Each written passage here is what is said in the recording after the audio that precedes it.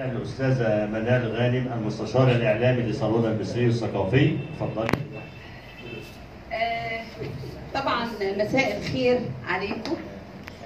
الأستاذة الدكتورة منال، أهلا بيكي، بجد أنرتي الصالون وحقيقي أنرتي بصيرتنا على حقائق جديدة إننا نسمعها، وبنشكر تعبك معانا وقدومك لنا، يعني دي حاجة فوق راسنا. سعيدة إن المرة الثانية تحضر ونفكر بعد كده نعمل يا ريت سبت عن الآثار حقيقي يا ريت يا حبذا حقيقي.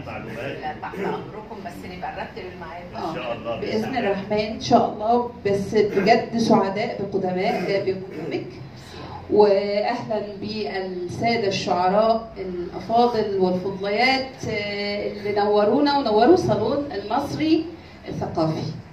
وطبعا تحية لأستاذي العظيم أستاذ محمد المصري الذي أعتز به كأخ وصديق ومستشارا ثقافيا معتبر. طبعا أنا هبتدي بتحية لصالون المصري. سلام ندي وشجي من منصة صالون المصري إلى كل عربي أبي، وإلى كل مبدع سخي مريدا لصالون المصري. فماذا عسانا أن نفعل لنعبر عن امتناننا بحضور صالون المصري؟